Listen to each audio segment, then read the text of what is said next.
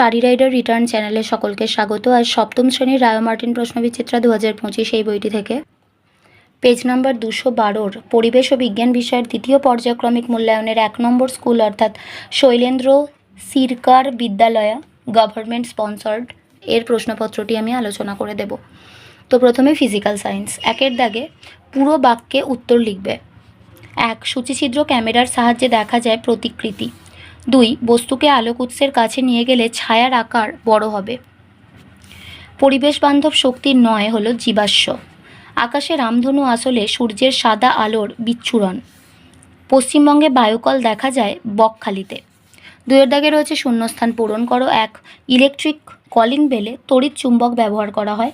2. সিনেমার পর্দায় আলোর বিক্ষিপ্ত প্রতিফলন দেখা যায়। 3. দুটি সমমেরু চুম্বকের ক্ষেত্রে পরস্পরকে বিকর্ষণ করে। 4. পৃথিবীর সমস্ত শক্তির মূল উৎস হলো সূর্য। 5. ফিউজ তার খুব কম উষ্ণতায় গলে যায়। 3 দাগে নিচের প্রশ্নগুলির উত্তর অতি সংক্ষেপে লেখো। 1. একটি চুম্বকের জ্যামিতিক দৈর্ঘ্য 0.5 মিটার হলে চুম্বকটির চৌম্বক দৈর্ঘ্য কত? চুম্বকের চৌম্বক দৈর্ঘ্য সমান জ্যামিতিক দৈর্ঘ্য গুণিতক 0.85 সমান জ্যামিতিক দৈর্ঘ্য মানে এখানে দেওয়া রয়েছে 0.5, তার সাথে আমরা 0.85কে গুণ করছি এত মিটার, সমান এই দুটোকে গুণ করলে আমরা পেয়ে যাব 0.425 মিটার। এর পরের দাগে রয়েছে 2 দুটি সেলের ব্যাটারিকে প্রতীকের সাহায্যে দেখাও। এই যে ছবিটা দেখতে পাচ্ছ এটা হচ্ছে 2 সেলের ব্যাটারির প্রতীক। এই দিকটা হচ্ছে প্লাস বড় দিকটা, আর যেদিকে ছোট দিকটা দেখতে পাচ্ছ এটা হচ্ছে মাইনাস। এরপরে 3 দাগে রয়েছে অভিসারী আলোকরশ্মি গুচ্ছের একটা রেখাচিত্র অঙ্কন করো। এই যে ছবিটা দেখতে পাচ্ছ এটা হচ্ছে অভিসারী আলোকরশ্মি গুচ্ছের রেখাচিত্র। এই ছবিটা তোমাদের আঁকতে হবে। 4 দাগে রয়েছে আয়নার সামনে দাঁড়ালে কী ধরনের প্রতিবিম্ব গঠিত হয়? অসৎ বিম্ব গঠিত হয়। প্রাইমারি সেলে কোন শক্তি কোন শক্তিতে রূপান্তরিত হয়? রাসায়নিক শক্তি তড়িৎ শক্তিতে রূপান্তরিত হয়। 7 প্রশ্নে রয়েছে চৌম্বক ক্ষেত্র কাকে বলে? একটি চুম্বকের সংলগ্ন যতখানি অঞ্চল জুড়ে তার আকর্ষণী বা বিকর্ষণী ক্ষমতা কার্যকরী হয়ে থাকে সেই অঞ্চল বা স্থানকে বলা হয় চুম্বকটির চৌম্বক ক্ষেত্র। 4 দাগে রয়েছে নিম্নলিখিত প্রশ্নগুলির সংক্ষিপ্ত উত্তর দাও। 1. নিয়মিত ও বিক্ষিপ্ত প্রতিফলনের মধ্যে পার্থক্য লেখো। নিয়মিত প্রতিফলন আর বিক্ষিপ্ত প্রতিফলনের মধ্যে পার্থক্য বিষয় প্রথমে হলো তলের মসৃণতা। প্রতিফলক তল মসৃণ হওয়া প্রয়োজন নিয়মিত প্রতিফলনের ক্ষেত্রে, প্রতিফলক তল অমসৃণ হওয়া প্রয়োজন বিক্ষিপ্ত প্রতিফলনের ক্ষেত্রে। 2 নম্বর বিষয় হচ্ছে প্রতিফলিত রশ্মিগুচ্ছের অভিমুখ। নিয়মিত প্রতিফলনের ক্ষেত্রে প্রতিফলিত রশ্মিগুলি এক নির্দিষ্ট দিকে যায়, বিক্ষিপ্ত প্রতিফলনের ক্ষেত্রে প্রতিফলিত রশ্মিগুলি বিভিন্ন দিকে ছড়িয়ে পড়ে। 3 নম্বর বিষয় হচ্ছে প্রতিবিম্ব গঠন। নিয়মিত প্রতিফলনে উৎসের প্রতিবিম্ব গঠিত হয়, বিক্ষিপ্ত প্রতিফলনে উৎসের প্রতিবিম্ব গঠিত হয় না। পরের প্রশ্নে রয়েছে 2 দাগে চুম্বকত্বকে পদার্থের ভৌত ধর্ম বলা হয় কেন? ঘর্ষণের মতো সহজ যান্ত্রিক পদ্ধতি অবলম্বন করে বা তড়িৎ প্রবাহ চালনা করে চৌম্বক পদার্থকে সহজে চুম্বকে পরিণত করা যায়। আবার আঘাত, উষ্ণতা বৃদ্ধি, দীর্ঘদিনের অব্যবহার ইত্যাদির মাধ্যমে চুম্বককে অনায়াসে বিচুম্বকিত করা যেতে পারে, অর্থাৎ চুম্বকত্ব পদার্থের একটি অস্থায়ী ধর্ম। এ কারণেই আণবিক গঠনের সঙ্গে সম্পর্কিত হলেও একে ভৌত ধর্ম বলা হয়। 3 প্রশ্নে রয়েছে বর্ণালী কাকে বলে? সাদা বা বহুবর্ণী আলো উপযুক্ত বিচ্ছুরক মাধ্যমের মধ্য দিয়ে যাওয়ার ফলে উপাদান বর্ণে বিশ্লিষ্ট হয়ে যে রঙিন আলোক পটি তৈরি করে তাকে বর্ণালী বলে। বর্ণালী 2 প্রকারের হয়, যথা বিশুদ্ধ বর্ণালী, অশুদ্ধ বর্ণালী। 4 দাগের প্রশ্নে রয়েছে নির্জল কোষ কী? বহুল ব্যবহৃত প্রাথমিক কোষগুলির মধ্যে অন্যতম হল নির্জল কোষ। এই ব্যবস্থায় জিঙ্কের চোঙাকৃতি একটি খোলকের মধ্যে সক্রিয় উপাদান হিসেবে অ্যামোনিয়াম ক্লোরাইড, ম্যাঙ্গানিজ ডাইঅক্সাইড, কাঠকয়লার গুঁড়ো ও সামান্য পরিমাণ জলের একটা লেই ব্যবহার করা হয়। লেইটির মধ্যে খাড়াভাবে রাখা একটি কার্বন দণ্ড ধনাত্মক মেরু ও জিঙ্কের খোলকের তলদেশ কোষটির ঋণাত্মক মেরু হিসেবে কাজ করে। বর্তনীতে সংযুক্ত অবস্থায় সক্রিয় উপাদানগুলির মধ্যে সংঘটিত রাসায়নিক বিক্রিয়ার মাধ্যমে এক্ষেত্রে রাসায়নিক শক্তি তড়িৎ শক্তিতে রূপান্তরিত হয়ে থাকে। 5 দাগের প্রশ্নে রয়েছে নিচের প্রশ্নগুলির 3-4টি বাক্যে উত্তর দাও। 1. অণুচুম্বক কী? অণুচুম্বক হলো এমন একটি পদার্থ যা আণবিক স্তরে চৌম্বকীয় বৈশিষ্ট্য দেখায়।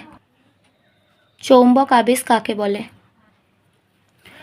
কোনো চৌম্বক পদার্থকে একটি শক্তিশালী চুম্বকের কোনো মেরুর কাছে রেখে বা মেরুটিকে সামান্য স্পর্শ করালে চৌম্বক পদার্থটি সাময়িকভাবে চুম্বকে পরিণত হয়। এই ঘটনাকে বলা হয় চৌম্বক আবেশ। অথবা প্রশ্নে রয়েছে জৈব শক্তি কাকে বলে? উদ্ভিদ ও প্রাণীর দেহ নিঃসৃত বজ্র পদার্থ থেকে উৎপন্ন শক্তিকে জৈব শক্তি বলা হয়। ফসলের অবশিষ্টাংশ তরল বজ্র থেকে উৎপন্ন স্লাজ, পৌরবজ্র, গোবর ইত্যাদিকে বায়োগ্যাস উৎপাদন কেন্দ্রে গ্যাসীয় জ্বালানিতে রূপান্তরিত করা হয়। উৎপাদন কেন্দ্রের অভ্যন্তরে ব্যাকটেরিয়ার ক্রিয়ায় বজ্র পদার্থ থেকে গ্যাস উৎপন্ন হয়। এই গ্যাস সরাসরি জ্বালানি হিসেবে ব্যবহার করা হয় অথবা বিদ্যুৎ উৎপাদনের কাজে লাগে। পরিবেশ বান্ধব শক্তির প্রয়োজনীয়তা লেখো। পরিবেশ বান্ধব শক্তির প্রয়োজনীয়তা হলো পৃথিবীতে প্রচলিত শক্তির উৎস হিসেবে জীবাশ্ম জ্বালানির পরিমাণ ধীরে ধীরে কমছে, তাই ক্রমবর্ধমান শক্তির চাহিদা পূরণের জন্য পরিবেশ বান্ধব শক্তি উৎসগুলির ব্যবহার বাড়াতে হবে। এরপরে যেটা রয়েছে, লঘু থেকে ঘন মাধ্যমে এবং ঘন মাধ্যম থেকে লঘু মাধ্যমে আলোকরশ্মির প্রতিসরণের ঘটনা চিত্রের মাধ্যমে দেখাও। লঘু থেকে ঘন মাধ্যমের ক্ষেত্রে এই চিত্রটা তোমাদের অঙ্কন করতে হবে। এই যে চিত্রটা দেখা যাচ্ছে, এটা হচ্ছে লঘু থেকে ঘন মাধ্যমের প্রতিসরণ। এক্ষেত্রে কি হচ্ছে, আলোকরশ্মি লঘুতর মাধ্যম যেমন বায়ু থেকে ঘনতর মাধ্যম যেমন জলে, যেমন কাছে জলে ইত্যাদিতে প্রবেশ করলে প্রতিসৃত রশ্মিটি অভিলম্বের দিকে সরে আসে, অর্থাৎ আপতন কোণ এখানে হচ্ছে কোণ PON। আই প্রতিসরণ কোণ অর্থাৎ কোণ QON' অর্থাৎ আর এর চেয়ে বড় হয়। এখানে PO হলো আপতিত রশ্মি, OQ হলো প্রতিসৃত রশ্মি এবং ON হলো আপতন বিন্দু O তে অঙ্কিত অভিলম্ব। আর যখন ঘন মাধ্যম থেকে লঘু মাধ্যমে প্রতিসরণ হয় সেক্ষেত্রে তোমাদের এই চিত্রটি অঙ্কন করতে হবে। তো এখানে আলোকরশ্মি ঘনতর মাধ্যম যেমন কাঁচ থেকে লঘুতর মাধ্যম যেমন বায়ুতে প্রবেশ করলে প্রতিসৃত রশ্মিটি অভিলম্ব থেকে দূরে সরে যায়, অর্থাৎ আপতন কোণ অর্থাৎ এখানে হচ্ছে PON যেটা হচ্ছে I, আর প্রতিসরণ কোণ QON' যেটা হচ্ছে R এর চেয়ে ছোট হয়। অথবা প্রশ্নে রয়েছে একটা বদ্ধ বর্তনীর রেখাচিত্র অঙ্কন করো যেখানে আছে একটা ব্যাটারি, একটা বৈদ্যুতিক বাতি, একটা সুইচ আর তার। এই চিত্রটা তোমাদের আঁকতে হবে। এটা বদ্ধ বর্তনীর রেখাচিত্র। এখানে এটা হচ্ছে একটি বাল্ব, এটা হচ্ছে ব্যাটারি, এটা প্লাস প্রান্ত, এটা হচ্ছে মাইনাস প্রান্ত, এটা হচ্ছে সুইচটা অফ অবস্থায় রয়েছে, আর এই যে দেখতে পাচ্ছ লাইনগুলো টানা হয়েছে এগুলো হচ্ছে তার। এরপরের প্রশ্নে রয়েছে ফিউজ তার কি? বর্তনীতে এটি কেন ব্যবহার করা হয়? বৈদ্যুতিক লাইনে চীনামাটির হোল্ডারে নিম্ন গলনাঙ্কের কিন্তু উচ্চ রোধ সম্পন্ন একটি পরিবাহী তার রাখা হয়, একে ফিউজ তার বলে। এই তার সীসা ও টিনের সংকর ধাতু দ্বারা তৈরি, এর মধ্য দিয়েই তড়িৎ ওই বর্তনীতে প্রবেশ করে। আর ফিউজ তার ব্যবহার করা হয় তার কারণ হলো ফিউজ তার তড়িৎ বর্তনীতে ব্যবহৃত একটি সুরক্ষামূলক ব্যবস্থা। তারটির উপাদানের গলনাঙ্ক খুব কম এবং রোধ যথেষ্ট উচ্চমানের হয়।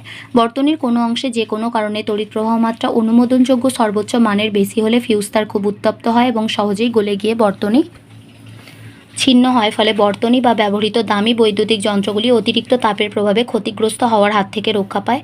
নষ্ট হয়ে যাওয়া ফিউজ তারটি পাল্টে দিলে বর্তনী ও সংশ্লিষ্ট যন্ত্রটি আবার ব্যবহারের উপযোগী হয়। অথবা প্রশ্নে রয়েছে এলইডি কি? এলইডি ব্যবহারের সুবিধাগুলি লেখো। এলইডি হলো বিশেষ এক প্রকার ইলেকট্রনিক উপকরণ বা অর্ধপরিবাহী যা তড়িৎ শক্তিকে সরাসরি দৃশ্যমান আলোক শক্তিতে রূপান্তরিত করতে পারে। এর ব্যবহার হচ্ছে 1 নম্বর, এলইডি এমন একটি ইলেকট্রনিক উপকরণ যা তড়িৎ শক্তিকে আলোক শক্তিতে রূপান্তরিত করে। 2, এতে কোনো ফিলামেন্ট থাকে না। 3, এলইডি অত্যন্ত কম বিভব প্রভেদে কাজ করে। 4, এর মধ্য দিয়ে খুব কম তড়িৎ প্রবাহ হলেই আলো দেয়, ফলে এর দ্বারা ব্যয়িত বিদ্যুৎ শক্তির পরিমাণও কম। 5, এলইডির দাম কম, আকারে ছোট, ওজনে হালকা ও দীর্ঘ আয়ু সম্পন্ন হয়ে থাকে। এরপরে আমরা লাইফ সায়েন্সের পার্টে চলে আসছি। 1 দাগে রয়েছে নিম্নলিখিত প্রশ্নগুলির উত্তর দাও। 1 হচ্ছে পত্রফলকের একটি কাজ লেখো। পত্রফলকের কাজ হলো সালোক সংশ্লেষে অংশগ্রহণ করা। 2 প্রশ্ন, জেকবসন অর্গ্যান কোন প্রাণীর বিশেষ অঙ্গ? সাপের, এবং কেন? সাপ তার চারপাশের পরিবেশে কী ধরনের বস্তু আছে তা বোঝার জন্য জেকবসন অর্গ্যানের সাহায্য নেয়।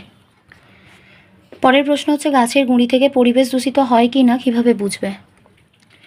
গাছের গুঁড়িতে যদি লাইকেন জন্মাতে দেখা না যায় তাহলে বোঝা যাবে যে ওই অঞ্চলের পরিবেশ দূষিত। 4 প্রশ্ন, ওআরএস এর সম্পূর্ণ নাম কি? ওআরএস এর সম্পূর্ণ নাম হলো ওরাল রিহাইড্রেশন সলিউশন। পাখির দ্বারা পরাগ মিলন হয় এমন 2টি উদ্ভিদের উদাহরণ দাও। কলা, পেঁপে। 6, অস্থানিক মূল কাকে বলা হয়? এর উদাহরণ দাও। ভ্রূণমূল ছাড়া উদ্ভিদের যে কোনো অংশ থেকে উৎপন্ন মূলকে অস্থানিক মূল বলে, যেমন ধান, গম, ভুট্টা, পেঁয়াজ ইত্যাদি একবীজপত্রী উদ্ভিদে গুচ্ছমূল অর্থাৎ অস্থানিক মূল দেখা যায়। 2 দাগে রয়েছে শূন্যস্থান পূরণ করো। 1 মূলের ডগার টুপির মতো অংশটি হলো মূলত্র। 2 ফুলের ডিম্বাশয় অংশ ফলে এবং ডিম্বক অংশ বীজে পরিণত হয়। 3 বদ্ধ নর্দমা বা সেপটিক ট্যাঙ্কে যে বিষাক্ত গ্যাস জমে তা হলো হাইড্রোজেন সালফাইড বা H2S গ্যাস। একটি গুচ্ছিত ফলের উদাহরণ হলো আতা। মানুষের জন্য উপকারী এমন একটি পোকার নাম হলো মৌমাছি। পতঙ্গের দেহস্থিত নাইট্রোজেন ঘটিত উপাদান সংগ্রহ করে কলসপত্রীর পাতা। 3 দাগে নিম্নলিখিত প্রশ্নগুলির যথাযথ উত্তর দাও। 1 একটি আদর্শ মূলের কয়টি অংশ ও কী কী? একটি আদর্শ প্রধান মূল সাধারণত 4টি অংশ নিয়ে গঠিত, যথা মূলত্র অঞ্চল, বর্ধনশীল অঞ্চল, মূলরোম অঞ্চল এবং স্থায়ী অঞ্চল। 2 প্রশ্নে রয়েছে ফেরোমন কি? প্রাণীর দেহ নিঃসৃত যে রাসায়নিক উদ্বায়ী পদার্থ বাতাসে মিশে যায় এবং নিজ প্রজাতির প্রাণীদের মধ্যে সংযোগ স্থাপনে সাহায্য করে তাকে ফেরোমন বলে। এঁচোড়কে কেন যৌগিক ফল বলে? এঁচোড় গাছের সমগ্র পুষ্পমঞ্জরি থেকে একটি ফল গঠিত হয়, তাই এঁচোড়কে যৌগিক ফল বলে। 3 প্রশ্নে রয়েছে একটি আদর্শ ফুলের পুংকেশর এবং গর্ভকেশরের বিভিন্ন অংশগুলির নাম লেখো। সরু এবং ছোট পুংদণ্ড ও একটি মাত্র বৃক্কের আকারের পরাগধানী নিয়ে প্রতিটি পুংকেশর গঠিত। এদের পুংদণ্ডগুলি যুক্ত হয়ে নলের আকৃতি গঠন তৈরি করে। প্রতিটি পরাগধানীতে অসংখ্য হলুদ বর্ণের পরাগরেণু উৎপন্ন হয়। আর স্ত্রীস্তবক হচ্ছে প্রতিটি গর্ভপত্র বা গর্ভকেশরের আবার 3টি অংশ থাকে। এ গর্ভাশয়, বি গর্ভদণ্ড, সি গর্ভমুণ্ড। 5টি গর্ভদণ্ড ও গর্ভাশয় যুক্ত থাকে, কিন্তু গর্ভমুণ্ডগুলি মুক্ত অবস্থায় থাকে। 4 দাগে রয়েছে পার্থক্য লেখো। 1 মৃদভেদী অঙ্কুরোদ্গম এবং মৃদবর্তী অঙ্কুরোদ্গম। বিষয় হলো 1 নম্বর অবস্থান। মৃদবর্তী অঙ্কুরোদ্গম, এই অঙ্কুরোদ্গমে বীজ মাটির নিচে অবস্থান করে। মৃদভেদী অঙ্কুরোদ্গম, এই অঙ্কুরোদ্গমে বীজ মাটি ভেদ করে উপরে উঠে আসে। 2 নম্বর হচ্ছে বৈশিষ্ট্য। বীজপত্রাধিকাণ্ডের বৃদ্ধি বীজপত্রাবকাণ্ডের তুলনায় দ্রুত হয় মৃদবর্তী অঙ্কুরোদ্গমের ক্ষেত্রে, আর মৃদভেদী অঙ্কুরোদ্গমের ক্ষেত্রে বীজপত্রাবকাণ্ডের বৃদ্ধি বীজপত্রাধিকাণ্ডের তুলনায় দ্রুত হয়। বিষয় হচ্ছে উদাহরণ। মৃদবর্তী অঙ্কুরোদ্গমের উদাহরণ হচ্ছে ছোলা, মটর, ভুট্টা ইত্যাদি বীজের অঙ্কুরোদ্গম। আর মৃদভেদী অঙ্কুরোদ্গমের উদাহরণ হচ্ছে রেড়ি, কুমড়ো, তেঁতুল ইত্যাদি বীজের অঙ্কুরোদ্গম। 2 হচ্ছে স্বপরাগযোগ এবং ইতর পরাগযোগের মধ্যে পার্থক্য। স্বপরাগযোগ বিষয় হচ্ছে প্রকৃতি, একই ফুলে বা একই গাছের ভিন্ন ফুলে সংগঠিত পরাগযোগ।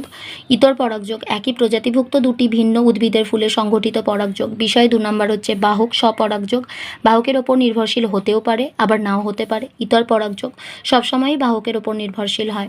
বিষয় 3 নম্বর বিষয় হচ্ছে ফুলের প্রকৃতি। স্বপরাগযোগে প্রধানত উভলিঙ্গ, তবে একলিঙ্গ ফুলেও ঘটে থাকে। ইতর পরাগযোগ একলিঙ্গ বা উভলিঙ্গ ফুলে ঘটে।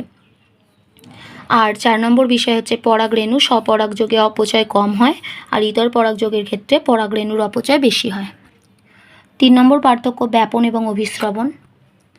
বিষয় হচ্ছে 1 নম্বর সঞ্চারিত অণুর প্রকৃতি। ব্যাপনে কঠিন, তরল বা গ্যাসীয় হতে পারে, অভিস্রবণে কেবলমাত্র দ্রবণ। বিষয় 2 নম্বর হচ্ছে পর্দার উপস্থিতি। ব্যাপনে পর্দার উপস্থিতি আবশ্যক নয়, অভিস্রবণে অর্ধবেদ্য পর্দার উপস্থিতি আবশ্যক। 3 নম্বর বিষয়ে অনুপ্রবাহের অভিমুখ। ব্যাপনের ক্ষেত্রে অধিক ঘনত্বের অঞ্চল থেকে কম ঘনত্বের অঞ্চলের দিকে যায়। অভিস্রবণের ক্ষেত্রে লঘু দ্রবণ থেকে গাঢ় দ্রবণের দিকে দ্রাবক অণুর সঞ্চালন ঘটে। 4 নম্বর বিষয় হচ্ছে গুরুত্ব। জীবদেহে গ্যাসীয় পদার্থের আদান প্রদান, উদ্ভিদদেহে খাদ্য পরিবহন প্রভৃতি ব্যাপন প্রক্রিয়ায় ঘটে। আর অভিস্রবণ উদ্ভিদের জল শোষণ ও পরিবহন, নুন মাখিয়ে কাঁচা মাছ মাংস সংরক্ষণ প্রভৃতি ক্ষেত্রে অভিস্রবণ পদ্ধতি প্রয়োগ করা হয়ে থাকে। 4 দাগে রয়েছে একক পত্র এবং যৌগিক পত্র। একক পত্র বা সরল পত্র এবং যৌগিক পত্র। বিষয় হচ্ছে প্রকৃতি। অখণ্ডিত বা আংশিকভাবে খণ্ডিত একটি মাত্র পত্রফলক দ্বারা গঠিত পাতা। যৌগিক পত্র পত্রফলকের কিনারা গভীরভাবে খণ্ডিত হয়ে মধ্যশিরা বা বৃন্ত পর্যন্ত পৌঁছে একাধিক খণ্ডিত অংশ বা পত্রক গঠন করে, অর্থাৎ একাধিক পত্রক দ্বারা গঠিত পাতা। 2 নম্বর বিষয় হচ্ছে মধ্যশিরা সরল পত্রে উপস্থিত, আর যৌগিক পত্রে মধ্যশিরার পরিবর্তে পত্রকক্ষ বর্তমান। বিষয় হচ্ছে যে মুকুল, এটা হচ্ছে সরল পত্রে বা একক পত্রের কক্ষে মুকুল থাকে, আর যৌগিক পত্রের কক্ষে মুকুল থাকে না। উপপত্র সরল বা একক পত্রের মূলের উপপত্র থাকতেও পারে, নাও থাকতে পারে। যৌগিক পত্রের ক্ষেত্রে পত্রকের মূলে কখনোই উপপত্র থাকে না। আর বিষয় হচ্ছে উদাহরণ। সরল পত্র বা একক পত্রের ক্ষেত্রে আম, জবা, কাঁঠাল প্রভৃতি পাতা। যৌগিক পত্রের ক্ষেত্রে তেঁতুল, গোলাপ, লেবু প্রভৃতি পাতা। এরপরে 5 দাগে রয়েছে নিম্নলিখিত যে কোনো একটি প্রশ্নের যথাযথ উত্তর দাও। 1 একটি চিহ্নিত চিত্র অঙ্কন করে আমের গঠনের বিভিন্ন অংশগুলি চিহ্নিত করো। এই যে আমের ছবিটা দেখতে পাচ্ছ, এটা তোমাদের খাতায় আঁকতে হবে। এটি একটি আদর্শ ফল আম। এর এটা হচ্ছে বহিঃস্তক, এটা মধ্যস্তক, এটা হচ্ছে অন্তঃস্তক, আর এই যে ভিতরে দেখতে পাচ্ছ এটা হচ্ছে বীজ। এই 4টি অংশ চিহ্নিত করতে হবে। আর শেষ প্রশ্নে রয়েছে একটি আদর্শ পাতার চিত্র অঙ্কন করে বিভিন্ন অংশগুলি চিহ্নিত করো। এই ছবিটা তোমাদের অঙ্কন করতে হবে। এটা হচ্ছে একটা আদর্শ পাতার বিভিন্ন অংশ। এখানে এটা পত্রাগ্র, এটা হচ্ছে পত্র প্রান্ত, এটা উপশিরা, এগুলো হচ্ছে প্রধান শিরা, এটা হচ্ছে মধ্যশিরা, আর এটা হচ্ছে পত্রবৃন্ত, এটা হচ্ছে উপপত্র, আর এটা হচ্ছে পত্রমূল। এই অংশগুলি চিহ্নিতকরণ করতে হবে।